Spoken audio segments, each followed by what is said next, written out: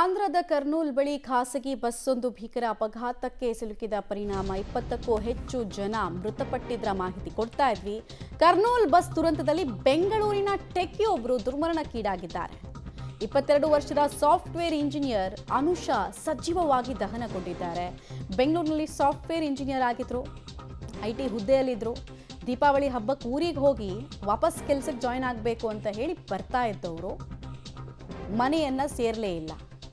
22 ವರ್ಷದ software engineer Anusha ಕೂಡ ಈ ಘನಘೋರ ದುರಂತದಲ್ಲಿ ಸಾವನ್ನಪ್ಪಿದ್ದಾರೆ ಅನ್ನೋದು ತಿಳಿದು ಬರ್ತಾ ಇದೆ. ಮೃತ ಅನುಷಾ ಅವರ ಫೋಟೋ ಗಮನಿಸ್ತಾ ಇದ್ದೀರಾ. ಪಾಪ ಬಸ್ಸಿಂದ ಹೊರಗೆ ಬರೋಕ್ಕಾಗದೆ ಅವರು ಕೂಡ ಇದೇ ಬಸ್ನಲ್ಲಿ ಸುಟ್ಟು ಬೆಂದು ಹೋಗಿದ್ದಾರೆ ಅನ್ನೋ ವಿಚಾರ, ಐಡೆಂಟಿಟಿ ಗೊತ್ತಾಗ್ತಾ ಇದೆ.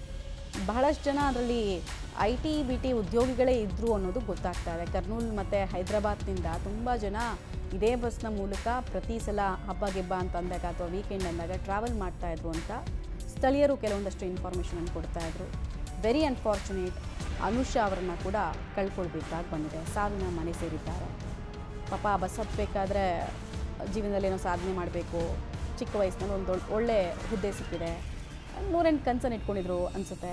ಎಲ್ಲ ಕನಸುಗಳು ಕೂಡ ಉರಿದು ಬೂದಿಯಾಗಿ ಹೋಗುತ್ತೆ.